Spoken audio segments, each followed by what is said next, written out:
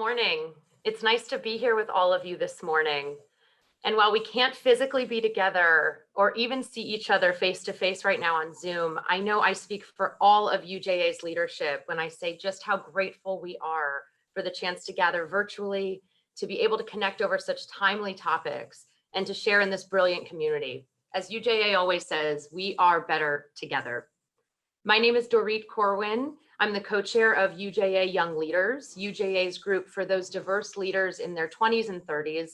I also serve as a proud member of the Professional Women's Board here at UJA, which brings together professional women of all ages who wish to learn and grow from each other's experiences and to give back to our community together. Truly, my work at UJA championing the most impressive young leaders among us and in working closely with UJA's most successful professional women is brought together so beautifully by this special chance to be joined this morning by Her Excellency. Thank you for joining us. On a personal note, I'd also just like to add that I grew up personally in Cincinnati, Ohio, the daughter of a then Hillel rabbi at the university. And each week in our home on Friday nights at our Shabbat dinner table, my father consistently invited and brought together a diverse group of friends and leaders from our local Cincinnati community. We were joined then around that Shabbat table each week by diverse backgrounds, leaders from the Muslim community, academic leaders from local Jesuit institutions, leaders of color, the most progressive leaders from within the community. And it's yet another reason why I'm particularly excited, particularly in this moment of change in our country, to be at this table this morning with Her Excellency.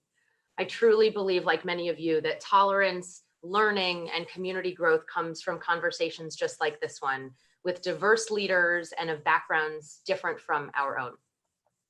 I'm honored to be with all of you this morning to join in conversation here today at the UJA table with Her Excellency Shamma al-Mazrui. On the heels of the normalization of relations between Israel and the UAE, this is such a unique opportunity to hear from Her Excellency about her perspective as Minister of State of Youth Affairs. In this hour together this morning, we will speak with Her Excellency on the landmark peace agreements, the role young people play in shaping our future, how we can build bridges through our different spiritual and religious practices, and more. Also, after reading a bit in the news just last night about the successful rollout of the COVID vaccine in the UAE, with plans to have half its population vaccinated by March, I can only imagine some among us will want to hear a bit about how things are taking shape there as well. Before we get to this, though, I just want to share a few words about the incredible work that UJA is doing in these truly challenging times. More than 10 months of living with the uncertainty that has cast a shadow on all our lives, we know that with a vaccine rollout, there's an end finally in sight, and yet a long stretch still ahead. From day one, UJA has been a steady source of support for our network agencies. These are agencies on the ground that serve as a lifeline for the elderly, for Holocaust survivors, people with disabilities, people already on the precipice of poverty, people who are more vulnerable, more alone, and they're counting on us. UJA has already allocated over $60 million in emergency relief funds on top of our annual grant allocations. And following an incredible Martin Luther King weekend of service to help lift New Yorkers in need, I couldn't be prouder to stand in this moment with UJA. Let's watch this brief video together to see what we have all made possible over these past few months. In this time of tremendous need and uncertainty, UJA has been on the front lines, allocating $64 million in emergency funding. Millions of items of PPE we purchased, they were donated to us, and with UJA's support, we don't collect concerns, we act on them. The demand for food has nearly doubled. This is a source that they could come to fulfill their immediate needs of food. This is a godsend, it really is, especially for an older person. We want to keep our grandparents, our Holocaust survivors, our people with disabilities, we want to keep them as safe as possible. This is so gratifying to know that we're making a difference. My own mother's at this age, and I'm just thinking about her. I know that there are 100 other moms out there that don't have meals. I wouldn't want anyone to go hungry during this time. We increased our ordering so that no pantry and truly no individual would be without food when they needed it. You'll see now our shelves are pretty empty, which is kind of how we like them, which means we're giving out food as fast as it's coming in. On October 6th, we cut the ribbon on our new hub in Queens, a one-stop social service center that will help tens of thousands of New Yorkers find jobs, access nutritious food, and receive support from caring professionals. We started supporting community members as they were burying their loved ones, as they were dealing with bills and payments piling up. I can't tell you how many people we helped in the last 6 months to just take a little burden off their chest. And so there's nothing but gratitude here for what your generosity has enabled us to do for community. We're providing the funding needed to guarantee that our treasured Jewish institutions can survive. We even made it possible for more than 2,000 kids to go to day camps safely this summer. We helped keep Jewish life vibrant while schools and JCCs were closed. And this fall, we helped Jewish day schools reopen their doors. Having a Jewish place for them to come has been a godsend for us. He's so happy. I've never seen him so happy. It's the best thing. We were present to help where needed in Israel and around the world. When the COVID-19 crisis started in Israel, the UJA Federation of New York supported us immediately. We were able to give food packages and food vouchers, to have phone calls for elderlies who were alone at their houses, to get groceries and medicines for people who needed that. We're not just recovering, we're building an even stronger, more resilient, more connected Jewish community. And we can't do it without you. Without philanthropy and the flexibility that UJA provides us, agencies like mine would be in real trouble. We couldn't do this without UJA. Absolutely, 100%. UJA has been unbelievable. Thank you so much for all that you do, and thank you so much for taking care of my little girl. You guys at UJA is one of the best group of people I've ever had encountered with. Unbelievable. It just can't put in words what the UJA is doing.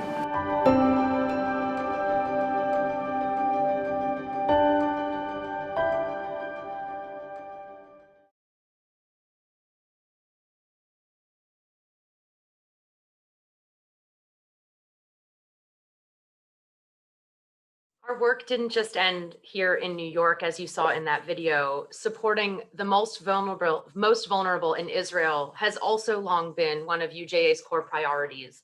We allocate tens of millions of dollars annually to do exactly that. Since March of last year, we earmarked $4.5 million in emergency grants to our Israeli partners to help the new poor, support struggling small businesses, provide services for at-risk children and teens, strengthen leadership and volunteer networks, and develop technological solutions to COVID-related challenges, many of which we never thought we would face. And to leverage our funding to combat food insecurity, we're also including challenge grants to spur increased philanthropic giving in Israel. I'm also delighted to share that we have a wide range of 200 plus audience members tuning in today, from college students to young professionals to our most senior executive leaders here at UJA. No matter our age and stage, every one of us can make a difference in this community and around the world. If you are so inspired to be part of our groundbreaking response to the COVID-19 pandemic in New York, Israel, and beyond, you can do so today via the link that will pop up now in the chat box below. Truly, thank you all again for your continued generosity and for being here today to spend time learning with us. And now I'm pleased to turn our attention toward today's program and introduce our special guest speaker. Please feel free throughout today's program to share questions in the Q&A feature. Although we can't see you, we'll be capturing those questions in the chat box, and we'll do our best to get to them in a short while. Her Excellency Shamma Mazrui was appointed the UAE Minister of State for Youth Affairs at the young age of 22, making her the youngest minister in the world at the time. In this role, Her Excellency represents youth issues and aspirations at the Ministerial Council, as well as developing strategies and plans for improving the capabilities and professional capacity of the UAE's youth. Her Excellency obtained her Bachelor of Arts in Economics with a concentration in finance at New York University's Abu Dhabi campus, and her Master of Public Policy from the University of Oxford. She's completed graduate coursework at the NYU Wagner Graduate School of Public Service, at NYU Stern School of Business, and at Yale University. I'm so pleased to welcome Her Excellency Shamma al-Mazrui, who is intelligent, inspiring, and a true role model to all of us. Thank you, Your Excellency, for joining us. And now I'll turn it over to you for a bit.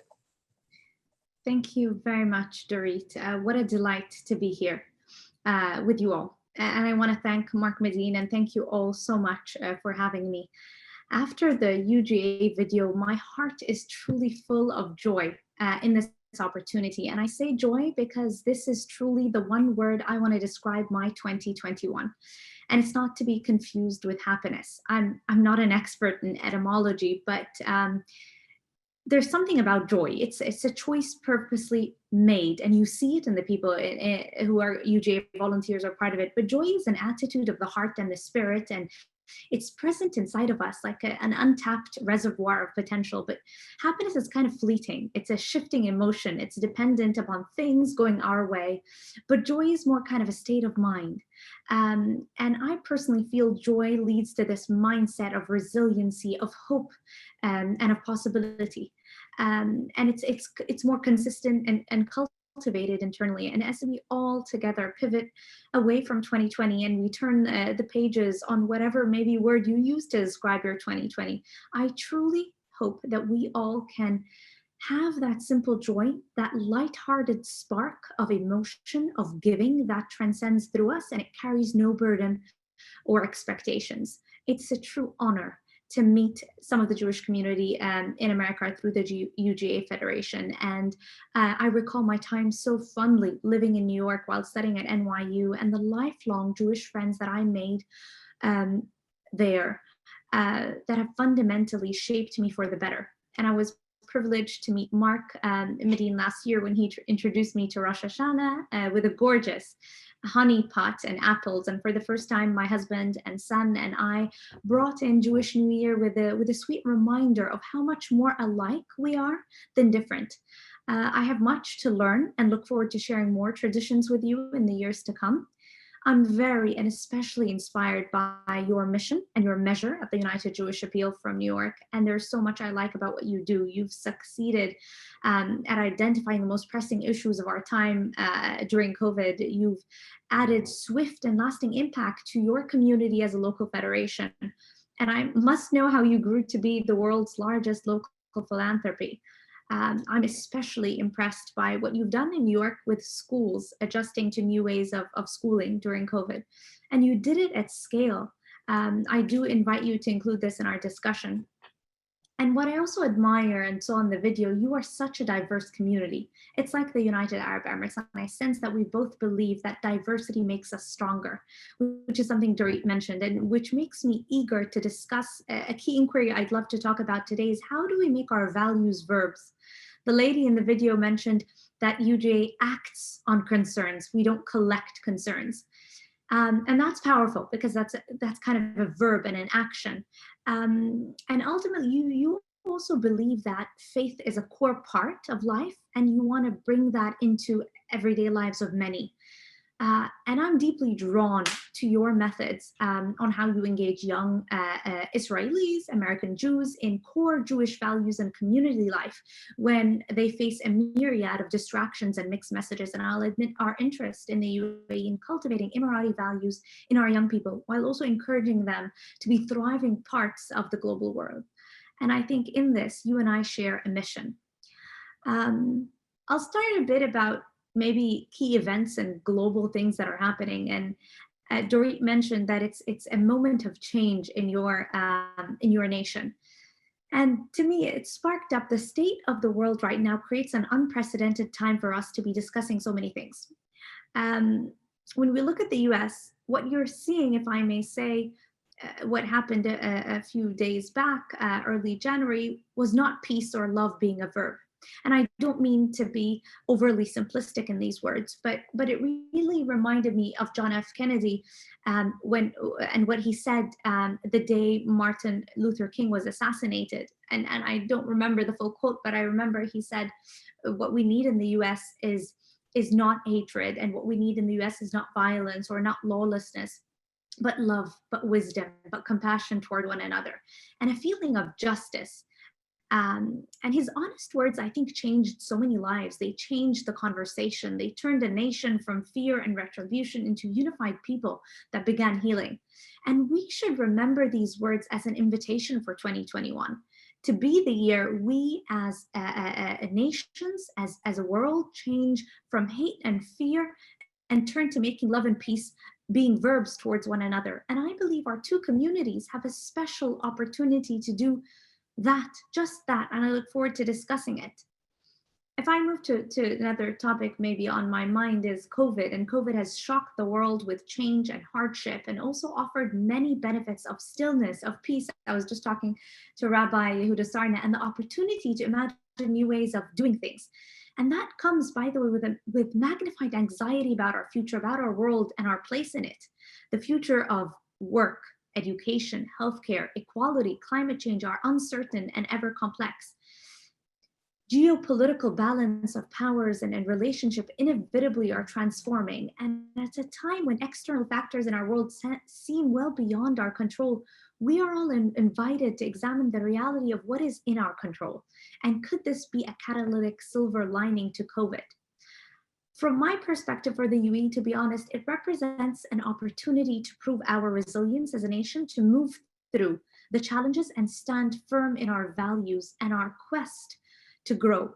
We've launched in 2020 our Hope Mars mission. We've opened our first nuclear power plant. We've signed our historic Abrahamic Accord with two nations never before united. And what I'm really excited about in 2021, if you might not know, we're a young nation, it is our Golden Jubilee, and it's a celebration of a young nation that is going to turn 50 years old on December 2nd, 2021. And I invite you all to celebrate with us. I want to talk about the Abrahamic Accord. And the Abrahamic Historic Accord that we celebrate today first began in the Garden of Eden, the place where three great monotheistic faiths originated in one story, with one Father Adam, one Mother Eve, and one God. And throughout history, our brothers and sisters from this garden have had tremendous cycles of growing together and growing apart. And our differences were strong, and it divided us and defined our region. Yet still, our human similarities are even stronger through our shared story and our heritage. And I'm so pleased that we are entering a new garden with the Abrahamic Accord, a garden called peace, salam, shalom. And it is in this garden that we can come together on common ground and build a new path together. And I truly believe that the future of that path begins with young people. And peace for us, together with Israel and the UAE, doesn't mean we were once at war, but rather that we have a new door that's opening that was previously locked, and we have a new opportunity to walk through new doors, to experience new learnings, to meet new friends, to discover new paths forward. And in this process, we will learn new things about ourselves and about our faiths and about our own cultures. And we are very excited for this. I want to move to the topic I want to talk about, and it's related to the values as verb, and it's one thing Mark wanted me to focus on today. When Mark so kindly gifted me a celebratory honeypot for Jewish New Year, we had great conversations on the importance of many values in that celebration, including the importance of making values verbs.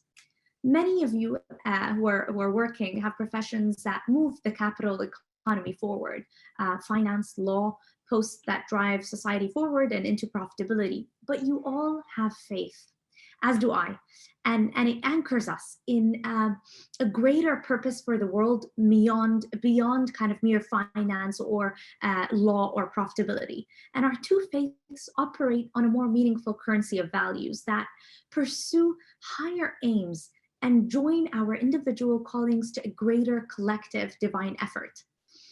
And as a result, I've been wholly enriched in getting to know the Jewish community in the UAE so far. So thanks to our dear New Yorker Rabbi Yehuda Sarna.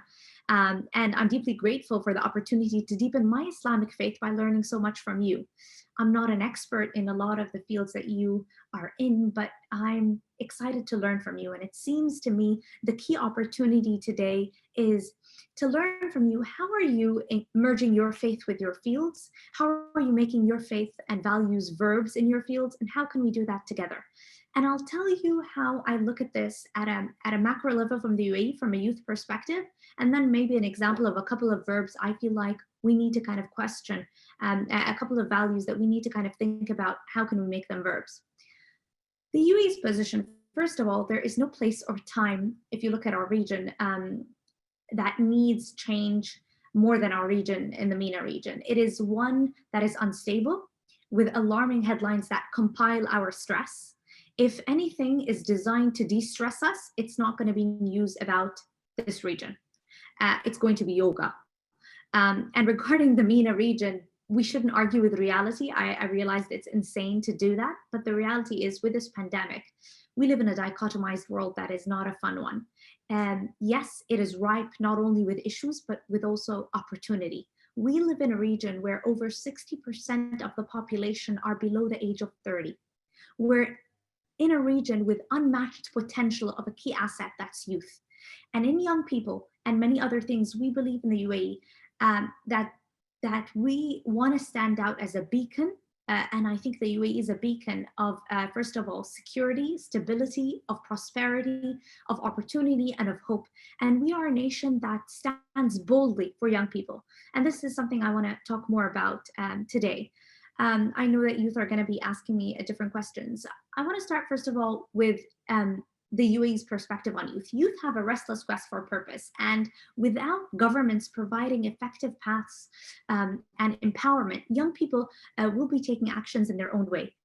And the need and demand for youth to be heard, to be engaged, to be empowered, and on purposeful paths by their governments is more stronger than ever.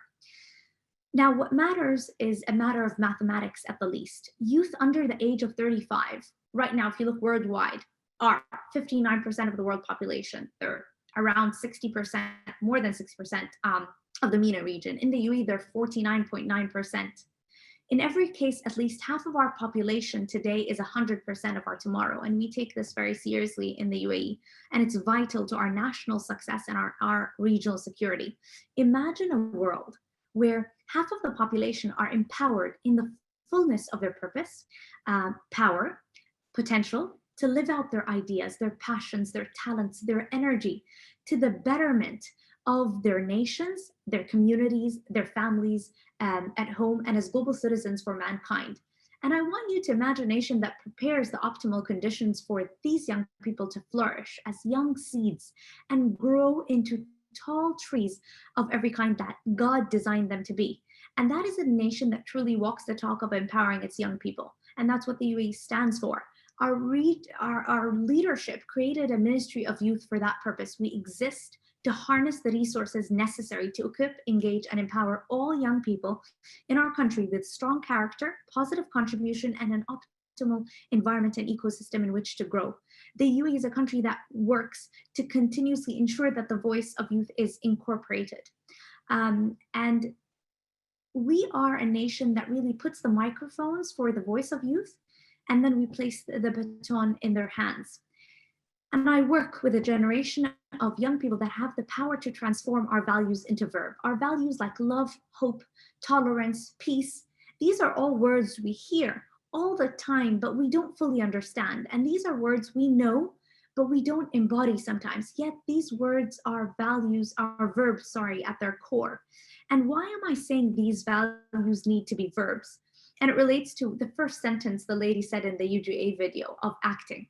If I take peace as an example, peace, as once said, one of the philosophers called Baruch Spinoza, if I'm not mistaken, said peace is not absence of war, but it is a virtue, it's a state of mind, it is a disposition for confidence and justice. And when I read that, my heart leapt with opportunity. I thought, wow, yes, this is exactly what the United Arab Emirates and its youth are longing to create. This is what I believe youth in the Arab world are longing to create. And this is what youth worldwide also long to create. The 21st century young person is a person accustomed to tolerance, to peaceful coexistence, to acceptance of difference. And this is our opportunity right now in 2021 to use our voice, our talent, our resources, and our energy to create the conditions for a stable, collaborative, tolerant, inclusive, and boldly compassionate world. Peace is both a feeling of safety and worth at home, but it's also the presence of systems and policies that create the conditions of stability, collaboration, of unity, and equality. And a peace of mind is something we all seek and we all need. And just imagine, we are such a nervous planet. And if millions of people had more peace of mind, how much more would we have peace on this earth? And a lot of UJA's work is about inclusion and is a practice of peace. And this excites me a lot because we all have an opportunity to cast a common vision of what we want the world and peace in this world to be, not just fight against what it isn't. In other words, it's easy to know what we're against, but are we doing the work of knowing what we stand for? Our founding father, the late Sheikh Zayed, who founded this nation, was committed to building a country that valued tolerance, a country that valued diplomacy and peace. And this vision echoed throughout our first 50 years of rapid development. He realized that without peace, we cannot build strong families or communities. And without that, we really create room for conflict and decline. Defining our shared definitions of peace and creating our shared vision for a future of peace and finding kind of actionable steps to pursue commitments to being part of this solution, I think are pillars of building a world that works. And the future is ours as youth to shape, and never before did we have a riper opportunity to be able to choose what we stand for and what we hold ourselves accountable to. We can choose good over evil. We can choose growth over grievance. And we have the opportunity to do just that. The choices we make today in this regard determine whether or not our nations and our world will experience peace. What do we believe? What do we want? What do we stand for? What do we live for? And I think what is needed is peace must be a shared vision and must become a verb. Peace requires action in our daily lives. It's one of the most powerful defenses against the cancers and infections of hate, of anger, of fear, of anxiety, of bias. And seeking to understand without attacking, that's peace. To respond to distress with comfort, to restlessness with restoration, to building bridges that may be undeserved but undeniably important. These things can move mountains. And peace is infectious. When we practice peace in ourselves, we vigorously become agents of peace to others. And why don't we consciously or mindfully do them already? I believe this has to do with our current mental and cultural operating system. We certainly have kind of outdated, unexamined belief on what peace means. Just like our iPhones or iPads or laptops, we are due for a peace, a definition software upgrade. That's one value that comes to my mind. Another value that I think is a verb, and it's love. The same can be said of love, perhaps the most important of human verbs. I'm no expert on love at all, but I've turned to some kind of experts to know deeply and think about it and how can they practice it more widely. And Ethan Fromm, in his book, Art of Love, he gets to the heart of it, to the heart of human orientation to love. And he says, most people see the problem of love primarily as that being loved rather than of loving, of one's capacity of love. And Mother Teresa, he mentions her as well, and she said that love can't remain by itself. It has no meaning. It has to be put into action, and that action is service. And that's why I'd like to offer that the perspective on love as a value is limited and even backward. It's not a love that will empower us to rise to meet the full potential of our 21st century demands of our world. We need a new kind of love. We need a love that is something you do, not a feeling you hope to continue to feel. And this kind of feel first and then act second or give second perspective is the problem I see as an opportunity here. This is the opportunity I want us all to encourage all young people love is our primary human need. What if to meet our basic needs for love, we must first give it? And I saw that in the eyes of everyone in that video. Love is not a feeling, it is a verb. Love is something we grow. It's not something we fall in and out of.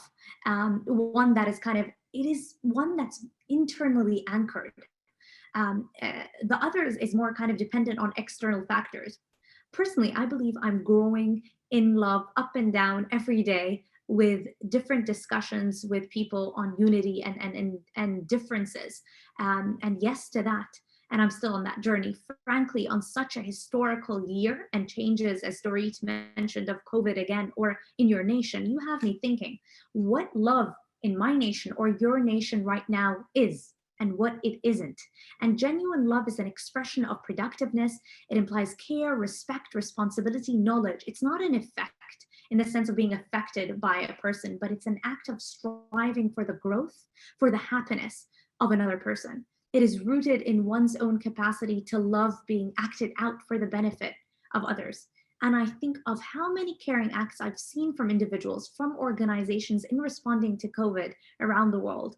In the marches of justice, we see people standing up for strangers because they believe in love over hate.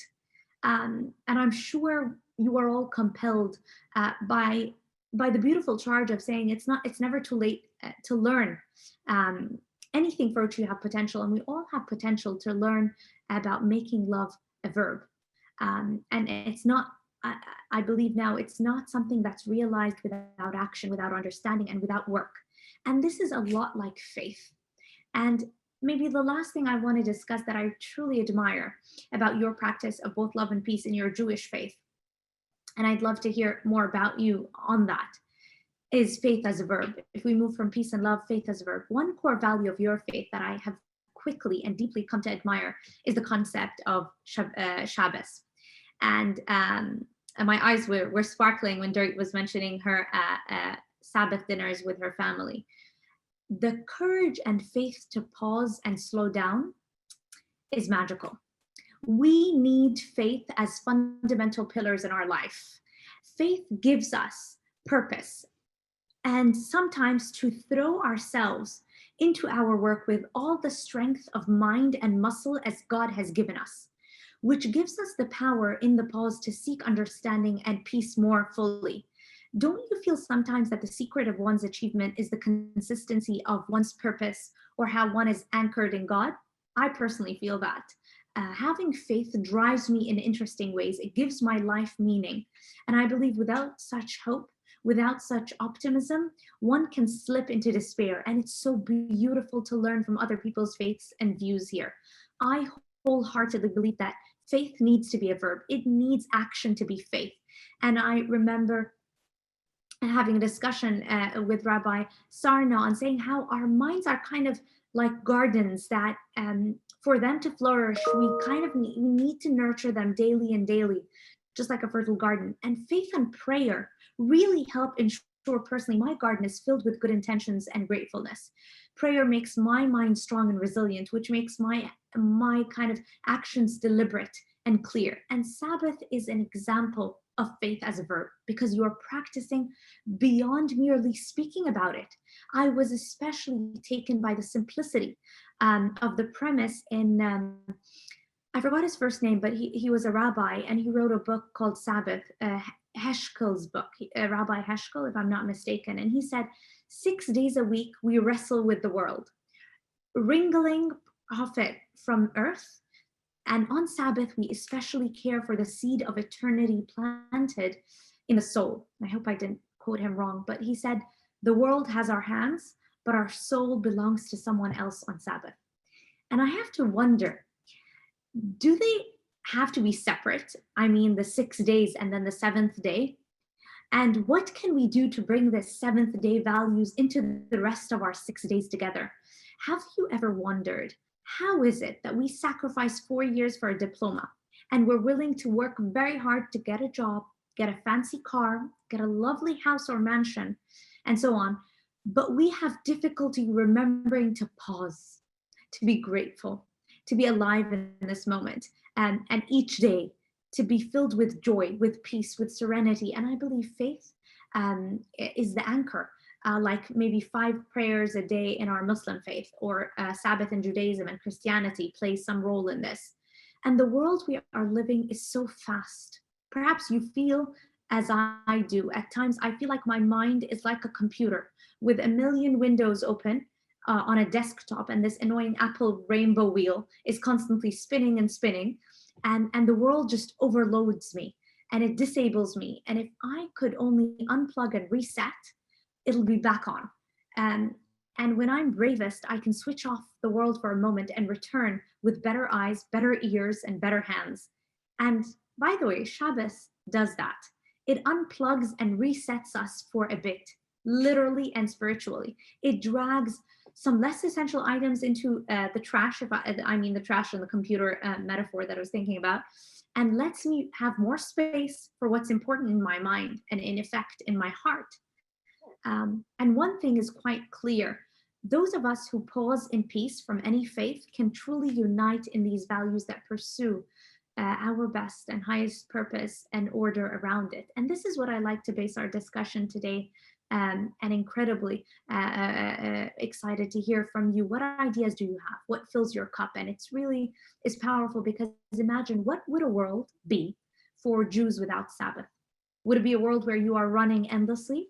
And by pausing from doing many things that are normal and essential, even on 6 days of the week, you practice peace rather than seek it in places you may not find it. A core value of dialogues like ours is the opportunity to share fresh ideas with one another and together, and come up with better solutions and come up with better relationship with one another. And I really want to know your ideas and how do you activate your values to verb? And what do you do that accumulates? The future is the result of what you do now. And this is what really, as I close, what is most in my heart. Let us think big. Let us have visions of how we can make these values verb. Let us act, and act small, and spread these acts of hope, of inclusion, of empowerment. And let us not underestimate the real power of love. I have carried with me the love I've experienced from being hosted at a Shabbat dinner at someone's house. It would be easy to dismiss this, but love has lingered with me and impacted the way I see and host others. It reminded me, let us not dismiss all acts or small acts of kindness. They are the seeds of greatness within us. And they really create powerful individuals who make powerful communities. And I see that in the UJA community. The fact that we live in a time of unparalleled changes and a call to deeper, stronger relationship presents a special challenge for all of us. Together to practice what standards we hold ourselves accountable to. And we need to move forward in faiths of shalom and salam and other faiths as well. And the key challenge is, how do we find time to practice what these faiths mean versus what we assume or pass over in the busyness of life? Your Excellency, thank you so much. And I can't say, can't offer enough gratitude. And the quote that keeps circling in my head from the video that we saw about UJA's very important work during COVID, and your words was aligned by that Abraham Joshua Heschel said, really echoing the words of Frederick Douglass from a century beforehand. And this has been on my mind over this past weekend, which is Martin Luther King weekend. Was about when asked if he was praying as he was marching, he said, well, I was praying with my feet. And Frederick Douglass had said that about 100 years earlier. And just your line about turning values into verbs, really into actions, I think is exactly what we're trying to do here. And the conversations that we've had and that I've had with your very talented staff, I see that Khulud is on the call as well, about the potential of bringing together American Jewish youth in the UAE with Emirati youth en masse, potentially setting a reset button to the global dialogue between Arabs and Jews, I think carries with it some of the real promise in that encounter, not just for our two peoples, but also for the world. I want to pass it now to Dorit, who's going to manage the Q&A. And I know that there's so many people who have questions and thoughts to share, so I'm going to get out of the way right now and pass it to the Q&A.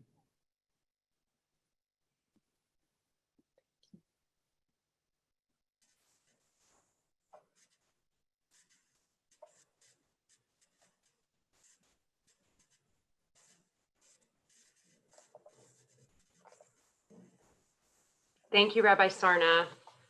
And thank you so much, Your Excellency, for your impactful words and such an inspiring message. As Rabbi Sarna said, one thing in particular that was just so poignant that you shared was this philosophy of making our values verbs. I know it's something that we'll all take with us today as change makers in this community. Your Excellency, we're seeing a lot of questions in the chat about youth, and I want to double click a little bit on this message of youth that you referenced. You so beautifully said that the future of our path begins with young people. And so as a young leader, you're shaping the vision for how other young women and girls in the region and around the world see their future. What do you wish for them? What's it like to be a role model for women in the UAE? And finally, how do you feel that influences your personal behaviors? So I want to answer your first question on youth and the world, and you mentioned the future. I think the future truly belongs to those who prepare for it today, and I really am here to convince you that the best futures belong to the nations that best harness their youth's potential. Many people join the debate of how future generations will be shaped by rapidly changing global dynamics, and that's terrific. But the question is, who is joining the doing to fully empower young people, whether women or men, Dorit, to shape the world that they will find themselves leading and living in, and who is going beyond the rhetoric. We all know rhetoric is language kind of designed to have persuasive and impressive effect, but which is often regarded as lacking in sincerity. And this is the reality right now, especially in our region. Youth policy without youth participation in creating that policy is subpar, and youth policy without youth voice is rhetoric.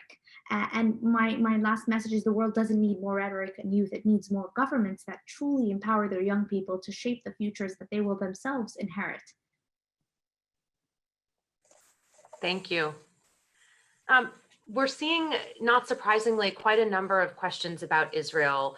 I know many of us were, encouraged to see the positive trajectory that Israel and the UAE are on. As you think about the future, 10 years from now, perhaps, where do you think that relationship with Israel will be as a result of the accords? So I want to start by saying maybe a message to Israeli youth. The UAE is a state like yours, young, innovative, agile, global, hungry to add to global progress. And we want to balance our identity in faith and our imprint on the world. And we want great jobs, education opportunities for family, health, and kind of civic contributions. We are a generation who is willing and able to move forward together. What can that look like between two nations in the next few years and between two groups of humans who are much more alike than different? And we must ask beyond today, how do I embody and express the peace I seek or wish on others? How do we do that as nations?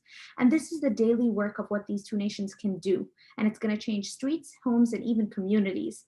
I'm very excited about the peace dividend that is going to come out of this Abrahamic Accord. And I'm talking about the magnitude of the social, cultural, economic, even spiritual benefits for both Israel and the UAE that can come from an agreement to move forward as sons and daughters of Abraham. I'm not talking about the peace dividend, the classic kind of Cold War definition of peace dividend, which references cost avoidance and reallocation from less military spending. I'm kind of talking about the return on investment of this Abrahamic Accord. What we stand to gain by no longer focusing on what divides us in this region.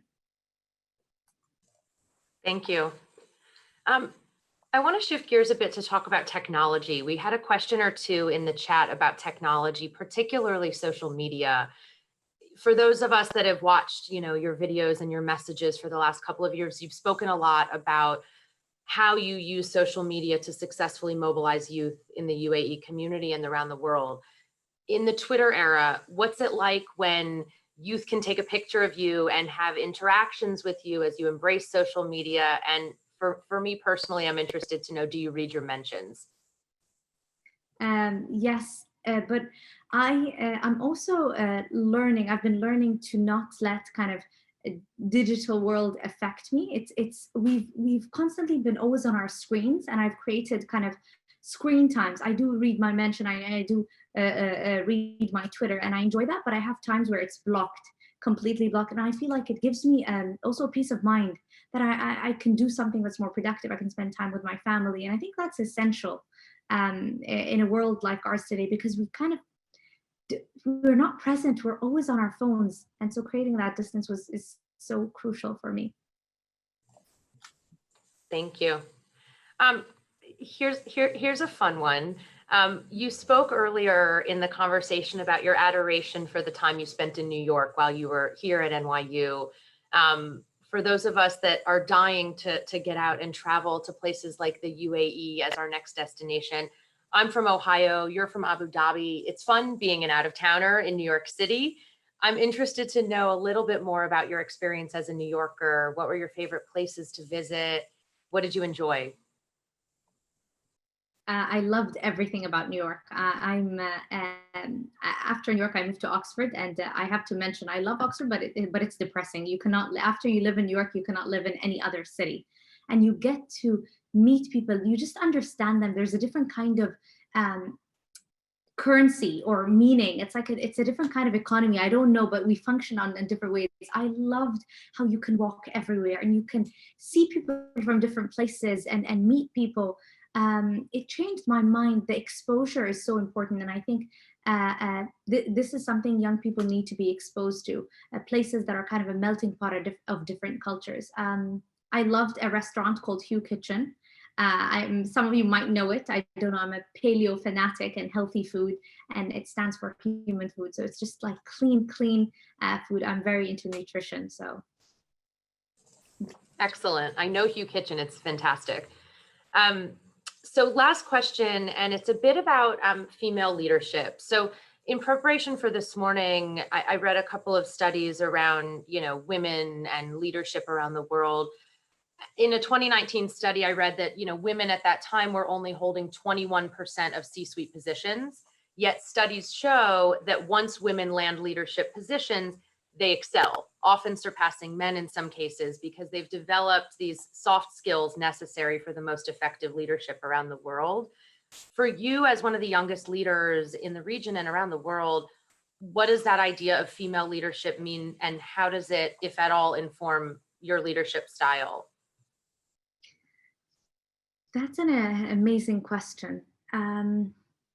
First of all, I just want to really salute all women who give forward, who draw strength from troubles, who continue to inspire everyone around them. The UAE really celebrates their essential role in holding half of our sky, and they truly do that. I think one of the things we all need to think about is, how do we decode women empowerment? I feel like we all know that women are symbols of strength and generosity. And we all need to celebrate women from all walks of life for their approach to their life, to their family, to their work, to their community responsibilities. I come from a nation where women of all ages are empowered and endowed with skills, training, and desire to serve key roles in our nation's growth and development, even though you might not see that in the media, unfortunately, especially in the way they represent the region. But we're learning from the world how to do this better. Gender balance is very important, and we strive to continue to that. Women in the UAE today, first of all, 56% of our university STEM graduates are female. Women make up 70% of all our university graduates. There's so many impressive statistics that reflect the progress that we've made, but we've discovered concrete evidence that radically including women creates real hope. And that hope generates the beliefs and behaviors and results that open doors wider for inclusion. That's my take on it. Thank you. Your Excellency, you are a total beacon of hope for all of us this morning, so thank you. Before we run out of time, I just want to say that we are also thrilled that we had the chance to start our morning with you. And in closing, I'm going to pass it over to Haley Silverstein, who's the alumni chair of the Shapiro Family Fellowship, for some brief closing remarks.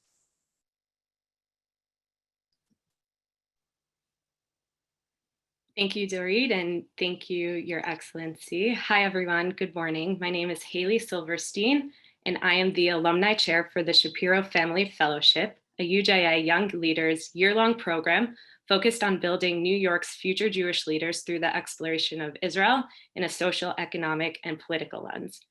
As Alumni Chair, it's a pleasure working on programs to keep our alumni network strong, as well as to plan overall Israel-themed programming for the entire Young Leaders community.